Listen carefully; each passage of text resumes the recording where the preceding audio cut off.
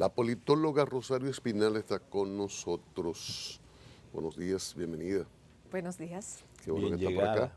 llegada. En los días previos a la encuesta Gallup, bueno, ha habido otras encuestas y un gran movimiento en los partidos políticos, de miras al 20 y bueno, y también en el ámbito electoral, en los ámbitos de la Junta Central Electoral, un gran movimiento a propósito de la organización del proceso, y en el Congreso, donde está pendiente y donde han fallado varias reuniones sobre la ley electoral. Buenos días, bienvenida. Buenos días. Mire, me gusta la fotografía que usted hace de estos momentos políticos. Así rápidamente, ¿qué tenemos? ¿Cómo vemos esto? Bueno, pues estamos en el inicio de un periodo que va a ser conflictivo indiscutiblemente. Y lo va a ser porque hay muchas interrogantes dentro de los partidos, sobre todo dentro de los dos partidos principales, en torno a la candidatura. Va a haber un pugilato fuerte. En el caso del PLD, no se sabrá hasta el año que viene qué va a pasar exactamente. Hasta marzo. A marzo o hasta después de marzo. Entonces, la variable Danilo Medina es fundamental para saber lo que va a pasar en el PLD. Antes de saber lo que va a pasar ahí, pues es muy difícil hacer cualquier tipo de predicción en términos de las candidaturas. Así que yo lo que veo es un periodo conflictivo y eso se va a expresar en torno a la ley de partidos, dificultades para aprobar la ley electoral. Y eso es lo que, o sea, realmente eso es lo que vamos a ver de ahora en adelante, un pugilato partidario por las candidaturas a todos los niveles. ¿En la oposición? En la oposición también, o sea, en la oposición tenemos por un lado, en el caso del PRM, si hablamos del PRM, tenemos, bueno, a Hipólito Mejía por un lado y a Luis Abinader por el otro, cada uno con su proyecto. Uno podría decir, eso está bien, eso es democrático. Sí, está bien, es democrático. El problema está en que en un partido que tiene que buscar 15% más 1 para subir, si asumimos que el 35 más o menos que sacó en las últimas elecciones se mantiene, tiene que caminar un trayecto largo en términos electorales, que hay que sacar el 50 más 1 para llegar a la presidencia. Entonces, al tener que caminar un trayecto largo, lo que más le convendría al PRM es haberse unificado más o menos en torno a una candidatura que se perfile con mayores posibilidades, no solamente dentro del partido, sino también hacia afuera, o sea, en la sociedad. Entonces, en vez de estar pensando en una candidatura partidaria que los impulse, el PRM necesita que la candidatura presidencial impulse el partido, porque hay una diferencia entre un partido fuerte que puede llevar un candidato X a la presidencia y un partido que no es fuerte y que necesita que la candidatura presidencial ale el partido hacia un triunfo. Son situaciones diferentes. Por ejemplo, el PLD tiene una maquinaria electoral, controla el Estado, o sea, tiene una serie de recursos que le sería más fácil empujar un candidato hacia la presidencia. El PRM no tiene eso. Entonces, el PRM necesita una candidatura que ale, digamos, el partido hacia arriba. Y por eso es que le convendría seleccionar a alguien que pueda lograr ese objetivo. ¿Cómo usted ve lo que pueda ocurrir con una ley de partidos que está ahí y que está siendo pues cuestionada? Se entiende que es inconstitucional, se va a unas elecciones en el 2020, no está definido lo que puede ocurrir con esa ley. Entonces, ¿cómo usted vislumbra esa proyección para la realización de esas elecciones? Y los conflictos de los partidos con la Junta, que siempre los partidos van a la Junta, aunque ellos hayan dado una ley con esos problemas que refiere José Francisco. Al final es la Junta, es la culpable de usted y vienen los problemas. Bueno, nadie va a librar a la Junta de eso.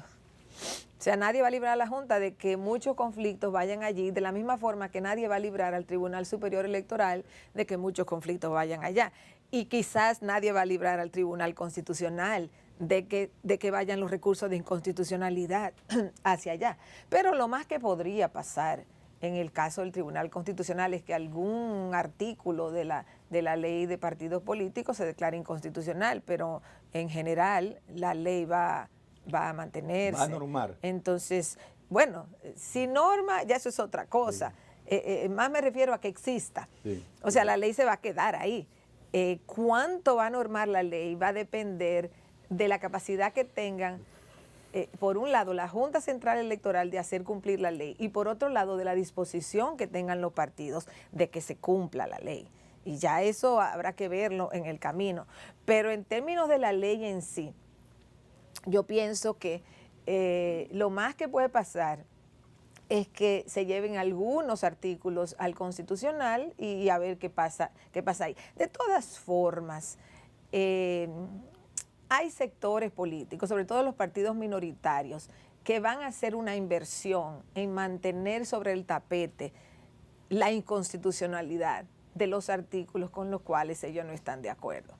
Ahora, esa ley fue aprobada por la mayoría del PLD y por la totalidad de los congresistas del PRM. Entonces, es una lucha. Y PRD también. Bueno, sí, claro, por los del PRD, por los de Reformista, pero refiriéndome a los dos partidos principales, realmente fue una ley que tuvo un gran apoyo. Entonces, ¿quién está en el conflicto? Bueno, partidos minoritarios que yo me imagino que van a llevar en su agenda política mantener el tema de la inconstitucionalidad de la ley de partidos. ¿Qué rol juegan esos partidos emergentes pequeños dentro del contexto de ese 15 puntos tanto que debe que crecer el PRM para poder ganar las elecciones? El PRM se lo tiene que quitar al PLD. Los partidos, mira, en las últimas elecciones, el 97% del electorado votó por los dos bloques principales electorales, sí. PLD y aliados, PRM y aliados. Pero si tú te vas a las elecciones anteriores, es del 95 para arriba por ciento, el 95% para arriba del electorado dominicano que vota, que va a votar, vota por las dos principales opciones partidarias. Aquí no hay mucha dispersión del voto y no hay dispersión del voto por lo siguiente, porque el sistema es muy clientelar. Entonces, apostar a opciones que no tienen posibilidad de triunfo para un electorado altamente clientelar no tiene sentido. Entonces, no es negocio. Exactamente. Entonces, los partidos pequeños tienden a sacar un poco más de votos cuando van en alianza y se benefician del efecto cóctel electoral de estar en una alianza grande. Cuando van solos, sacan muy pocos votos. Entonces, cuando yo veo la suma que hacen, no, que los partidos minoritarios aportaron el 9% a, qué sé yo, al PLD o al PRD o al PRM, a un partido grande, en el caso del PRD anteriormente, ahora el PRM. Óigame, no lo sumen así. No lo sumen así, porque si esos partidos pequeños fueran solos, no sacaran ese 9% que le están sumando a todos ellos. El escenario electoral del 2020, dentro de una dinámica social diferente, con una mayor influencia de plataformas de comunicación que ha horizontalizado la comunicación, las redes sociales, todas estas cosas, con unos jóvenes que entrarán como primeros votantes, una gran cantidad. Ya tenemos suficiente apatía con los llamados millennials, la generación X, la generación Y, ahora todas estas cosas, cómo los partidos y cómo usted ve que los partidos están trabajando esa parte para tratar de convencer a un electorado que parece ser un poco más racional y menos pasional a la hora de ir a votar. En general, los jóvenes votan menos que los mayores en cualquier país. Esa es la tendencia. Y República Dominicana no es una excepción. Entonces, yo pienso que con la juventud, el riesgo y lo que habría que observar es su nivel de abstención electoral. O sea, más bien, si es un segmento del electorado que ingresa al padrón, pero que se va a abstener, y ahí lo veremos si aumenta el nivel de abstención electoral o no. Pero es un sector al cual los partidos tienen que llegarle, porque existe la posibilidad de una abstención. Ahora, ¿cuál es el punto? Si se abstienen, no cuentan. Entonces, va a depender mucho de quién concite el apoyo de esa juventud. ¿A qué partido le conviene abstención de la juventud? ¿Al partido que gobierna o a la oposición? Al partido que gobierna, porque tiene más votos a su favor. O sea, el partido que gobierna puede aguantar la abstención. Si todo se mantuviera igual y los nuevos votantes ingresan y muchos se abstienen, el que lleva la ventaja está mejor posicionado. El que tiene que subir, o sea, en el caso, por ejemplo, del PRM, tiene que buscar nuevos votantes con los nuevos que ingresan al padrón y tiene que quitarle votos al PLD. O sea, en términos de estrategia electoral, eso es lo que tiene que estar pensando el PRM, cómo atraer nuevos votantes y cómo quitarle votantes al PLD, porque ahí es que están los votantes. El padrón es finito, hay un número específico, no se expande todo el tiempo, ni se expande en el 2020. O sea, se va expandiendo en la medida en que ingresa población nueva, pero también sale población, porque entra población nueva, pero se mueren otras personas y salen del padrón. Entonces ahí viene ya un efecto poblacional. La oposición encabezada por el PRM, digamos, ¿esta incapacidad tendrá fuerza para, la suficiente fuerza para sacar al PLD del poder? Yo pienso que, y esto yo lo he repetido mucho en los últimos años, cuando un país pierde la competitividad electoral, que es el caso dominicano, aquí el mismo partido ha ganado todas las elecciones desde el 2004.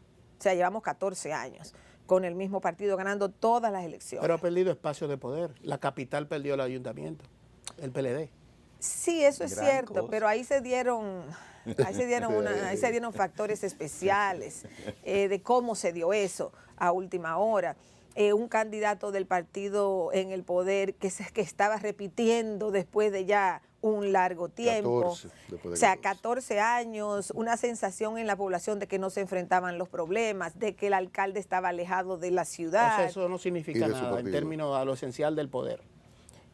Bueno, un partido en el poder siempre sufre desgaste, o sea, esa es una variable que un partido en el poder nunca puede perder de vista, porque la gente siempre tiene problemas. Puede ser un síntoma de debilitamiento.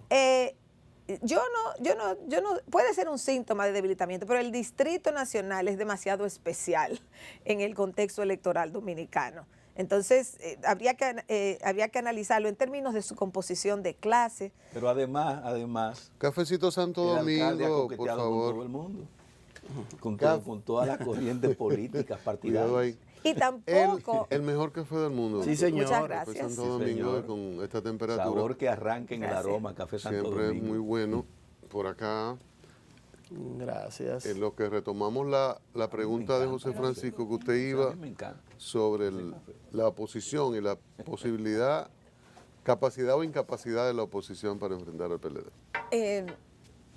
Cuando se pierde la competitividad electoral, que aquí se perdió. Nosotros, lo que pasa es que el país se acostumbró a tener un sistema bipartidista o tripartidista en la década del 90 solamente, pero generalmente bipartidista. Como la sociedad se acostumbró a eso, como que no se dio cuenta que pasamos a otra situación después del 2004, que fue una situación prácticamente de partido hegemónico, donde no hay alternabilidad electoral. No hay, es decir, el mismo partido ha ganado todas las elecciones. Ese es el punto central para hablar de eso. Era un bipartidismo con liderazgo fuertes. Juan Bosch, Balaguer, Peña Gómez, tripartidismo, que no existe ya. Ese liderazgo fuerte. No existe ese liderazgo fuerte, ni existe tampoco el tripartidismo. O sea, aquí el PRD, el Partido Reformista se dividió después de la muerte de Balaguer en múltiples fracciones y el PRD se dividió después. Entonces ya, ¿qué queda? El PLD como partido hegemónico. Entonces, ¿cómo se reconstituye la alternabilidad electoral y la competitividad electoral? Tendría ese partido hegemónico que enfrentar una fuerte crisis en el poder para entonces abrir la compuerta de manera que pueda restablecerse la competitividad electoral. La actual no es una fuerte crisis. Los enfrentamientos entre los dos principales liderazgos. No, una crisis económica puede generar una fuerte crisis. Que parece que como que se vislumbra algo de eso. Mira, es probable, nadie sabe, ni los economistas muchas veces. Eso es como es difícil predecir un movimiento social o es difícil predecir una crisis económica. Es difícil predecir en qué momento exacto sucede una crisis económica. Pero en el contexto de una crisis económica, el gobierno, el PLD, sufriría mucho. Y lo digo, doctora, porque el gobierno acaba de formular el presupuesto, de plantearlo en términos de números. Está este tema eléctrico, ahora por un rayo y las consecuencias de esto, aunque parece que la solución estará antes de lo que se anunció en ese momento. Pero el año también comienza con cierto conflicto, hay ahora sectores demandando por aumento de precio del petróleo, el gobierno no fue transparente cuando el petróleo estaba bajo, Punta Catalina que hay que terminar, hay unos recursos extras que hay que buscar. Entonces, el año que viene, además de más dinero para la Junta, que ya se consignaron 3.000 y pico de millones, como que hay una serie de elementos, además del disgusto norteamericano, como que está pendiente algún pellizco o mayor que un pellizco, alguna retaliación, en fin, hay una serie de elementos como que no estaban en el ambiente, ni por asomo en el 2015-2016 cuando la reelección de Medina. Mira, en el tema de Estados Unidos puede pellizcar un poquito o estar incómodo, pero Estados Unidos sabe que no quiere inestabilidad en este país. Entonces, si ellos tienen una opción diferente, ellos podrían irse por ahí, pero hasta que no se construya eso, o sea, un país, digamos, imperial, tiene que actuar también con el material que tiene doméstico. O sea, porque no puede crear opciones partidarias, no puede crear liderazgos. Entonces, cualquier país de fuera que quiera, digamos, tener algún tipo de incidencia aquí, cualquiera que fuera, tiene que tomar en cuenta lo que hay adentro, el material nacional, porque no hay de otra forma. Entonces, la cuestión es crear alternativas internas. Sí va a haber conflictos y van a haber conflictos de distintas naturalezas porque el proceso electoral lo va a estar demandando. O sea, si tú tienes una confederación de choferes que está en la oposición, a esa confederación de choferes le conviene hacer ruido. O sea, sí va a haber conflictos y sí eso va a impactar el gobierno. Ahora, ¿va a impactar el gobierno lo suficiente como para que tenga un efecto electoral? Esa es la naturaleza de la campaña. Estados Unidos perdió las elecciones anteriores cuando el embajador James Brewster vino y con el primero que almorzó fue con el candidato de oposición Luis Abinader como un mensaje. ¿Perdió Estados Unidos las elecciones en esa ocasión? No, yo no creo que fue que Estados Unidos perdió las elecciones. Yo pienso que Estados Unidos está consciente de que aquí no hay competitividad electoral. Entonces, cualquier gesto simbólico hacia la sociedad de que la competitividad es posible, digamos, es favorable. Entonces, más bien yo pienso que es enviando mensajitos simbólicos de que todavía existe, de que hay una oposición viable, pero ellos saben muy bien lo que hay y lo que no hay, entonces tienen que jugar con ese material político. Así que yo lo veo más bien desde ese punto de vista. ¿Usted qué piensa de la gerencia de la Junta Central Electoral, visto lo que ha ocurrido en el pasado, las complicaciones actuales de una ley impugnada en el Constitucional, el presidente de la Junta que dio opinión hace unos días, que eso irritó a muchos congresistas, y una ley electoral que aún no se aprueba? ¿Cómo usted ve la Junta de cara al 20? Mira, la verdad, yo no he estado de acuerdo con que la Junta opine demasiado sobre el tema de la ley. La Junta tiene un papel que jugar y lo jugó en el momento en que estaba la ley en el Congreso. Una vez el Poder Legislativo toma una serie de decisiones, no le corresponde a la Junta Central Electoral estar opinando si esto, si aquello, sino que le corresponde tomar la ley y planificarse en función de lo que plantea la ley, porque si no, eso complica el escenario político. Ya por naturaleza de los partidos, de sus conflictos internos, etcétera, ya va a haber suficiente presión sobre la Junta Central Electoral. Entonces yo creo que la Junta Central Electoral tiene que estar fuera del pugilato de la ley de partidos políticos. La ley existe. Si es constitucional, va a prevalecer.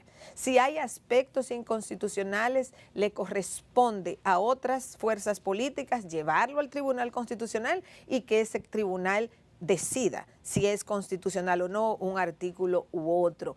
Pero no creo que la Junta Central Electoral debe estar en el pugilato sobre la ley de partidos. ¿Qué valoración usted le ve? Bueno, yo ni quiero citar ese nombre. Oh, pero por Dios. Pero, ¿qué valoración usted le ve a ese fenómeno que hay de Ramfis Trujillo por aquí? Mira, el fenómeno de Ramfis Trujillo... Porque aparece en las encuestas ahí, ¿no? Es un fenómeno totalmente entendible. Es totalmente entendible. Aquí hay un espacio político para un discurso de mano dura, de orden, ley y orden. Ese espacio está. Pero él tiene para ganarse ese espacio. Él tiene su discurso. Bueno, ¿qué? Hay que conocerlo. ¿El abolengo entonces? Claro, la marca política Trujillo. ¿Para bien o para mal? Un espacio. ¿A favor o en contra? Él tiene una marca política, indiscutiblemente. Que lo rechace la mayoría de la sociedad, vamos a ver.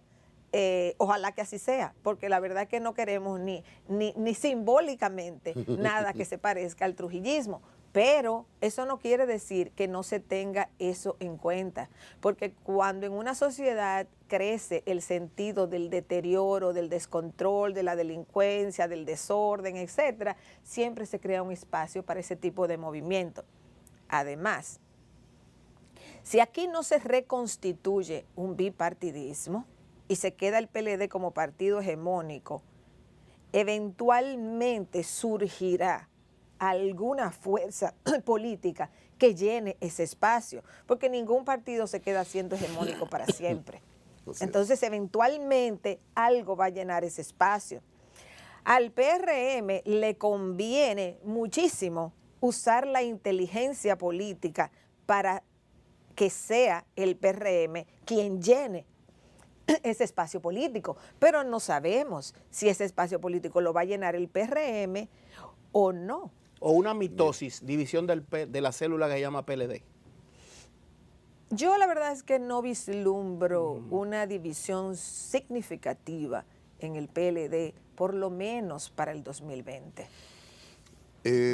Puede haber, dependiendo del desenlace, que no sabemos cuál va a ser, dependiendo del desenlace, puede haber un grupito muy descontento, pero el PLD es un partido en el poder, con una maquinaria electoral inmensa. Si usted es un dirigente medio, pequeño, medio, alto, no va a inventar. Y su opción es entre seguir en el barco o lanzarse al mar, la inmensa mayoría se va a quedar en el barco, no se va a lanzar al mar. Entonces yo por eso no veo para el 20 una gran división en el PLD. Doctora, finalmente, la situación sobre la moral de los políticos, parece que también estará ahora cuando escojan jueces o va a estar pendiente, a propósito de que hay una mayor sensibilidad sobre este tema. Y siempre se ha citado que funcionarios públicos y en el sector privado también y políticos acosan, presionan, etcétera. Y ahora viendo por televisión el postulado de Trump, Kavanaugh, y lo que hace la Comisión del Senado para aceptarlo en la Corte Suprema. ¿Usted cree que eso podría convertirse en un tema de cara al 20, que vengan esos elementos, que afloren y se formen campañas? Aunque la ley habla de que no se aceptan campañas negativas, que es también una discusión y un elemento por tumbarse en la ley. Bueno, lo que sucede es que cuando surgen esos casos, generalmente, no es por campañas negativas. Si son campañas negativas, de una vez se averigua que son falsas y se caen ahí mismo.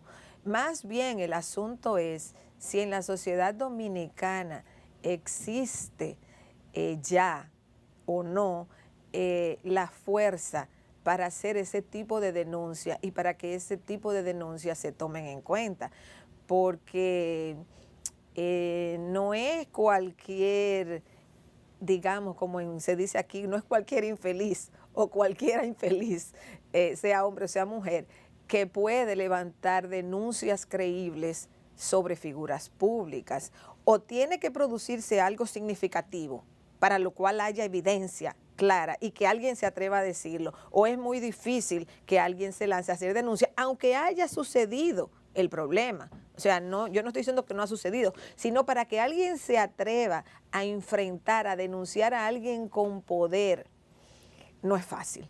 Eso se ha logrado en otras sociedades porque, en el caso, por ejemplo, de las mujeres, con el movimiento Me Too, se ha logrado, por ejemplo, todo lo que comenzó en Hollywood. Porque, o sea, actrices famosas, súper conocidas, decidieron revelarlo. Entonces ya tú tienes una credencial que de entrada la sociedad te da. No es cualquiera que apareció y se levantó hoy denunciando al gran poderoso de las películas de Hollywood, o a Bill Cosby, o a no sé quién. O sea, realmente tiene que ser personas que de entrada tengan una posición social importante y por tanto una credibilidad para que ese tipo de denuncia pueda prosperar. ¿Hasta dónde hay aquí el deseo, la conciencia, la decisión de ese tipo, digamos en el caso de las mujeres, de salir públicamente a denunciar? Vamos a ver si existe o no. Todavía no lo hemos visto mucho, excepto cuando hay casos de asesinatos o casos de incesto, ese tipo de cosas. Y es bueno que estén apareciendo. El silencio es directamente proporcional a la cantidad de queridas. Gracias, doctora.